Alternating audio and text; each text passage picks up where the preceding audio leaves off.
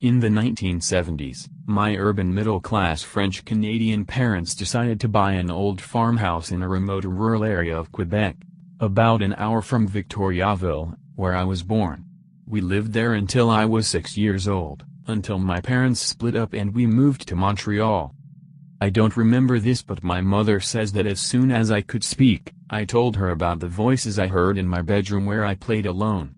She says I would run down the stairs on a regular basis and ask her what certain words meant. She says the words were often archaic sacrilegious words and that it happened when we were alone in the house.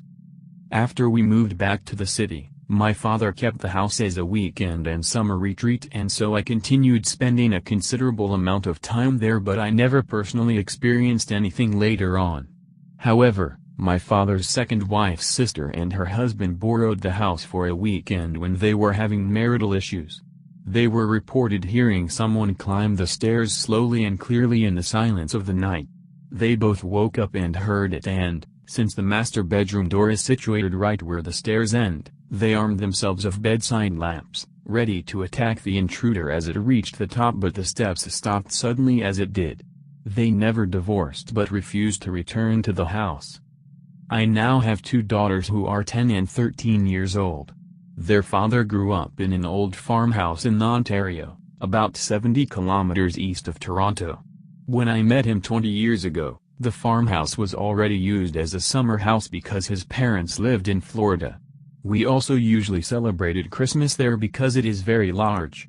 The house has a lot of character, with high ceilings, 2 flights of stairs, windows everywhere and a beautiful fireplace. I was told the house was built in 1837, with an extension built in 1910. When my eldest daughter was 2.5 years old, we went there to celebrate Christmas, although we lived in Toronto. The house was packed with family members, so our small daughter slept with us in her father's old bedroom. It is in the old part of the house where the rooms are spacious and the ceilings are high. There are 2 large windows in there, and it could have been used as a master bedroom in the past, although there is another room just as large as this one across the hall used by his parents. The day before Christmas, my daughter woke up from her afternoon nap and her grandmother and I were sitting with her on the bed when she asked, "Why is there an old lady sitting on the chair watching me sleep?" The chair was in the one of the corners of the room, facing the bed on the left. Her grandmother looked very surprised and just removed the chair and placed it in the dining room instead. She says nobody ever had unusual experiences in the house. My daughter forgot, but, like my mother before me, I didn't. The girl's father and I split up in 2009. 2 years ago, I lost most of my child support and I was having financial problems while trying to complete a graduate degree. The grandparents offered that the girls and I move into the farmhouse, which wasn't too far from the city and the university. I was reluctant at first because they are very difficult people. It seems like this would be a very kind thing to do, and maybe it is, but if you knew them, you would understand how they think and how they just really want to control me and the girls. I don't wish to go into this too much here, but they aren't very pleasant people to be around, to say the least. They have money and use it to bully people. In spite of this, I did accept their offer at the end because they own 2 properties in Florida, and I thought that, since they barely ever went to that house, I wouldn't have to put up with them too often. The girls were familiar with the place and the house is well kept, large and comfortable. I naturally had to use their son's old room since he was estranged from them, and the other rooms were occasionally used by them or their daughter. My children naturally moved into the room that was already theirs with bunk beds and all. Since my bedroom was the one where my daughter had seen a ghost as a toddler, I always slept with the lights on. I also did multiple sage burning cleansing all over the house, where I asked for only positive energy to remain and to please not be sacred by spirits, and we lived there happily for over a year. By then, the grandparents and aunts started to show up every other month and to treat us like their maids. Things were escalating. Our life turned into a modern Cinderella story. I had to drive to the airport to pick them up, I had to cook for them, and clean after them. They were verbally abusive to me and the children. Asked the girls to do things that were too hard for them physically. I knew that I needed to move out as soon as school ended, but I didn't want to uproot the children in the middle of the year. In November 2014, the grandmother tells me over the phone that they intend to spend an entire month at the farm at Christmas, instead of the usual 5-6 days. This was more than I could bear.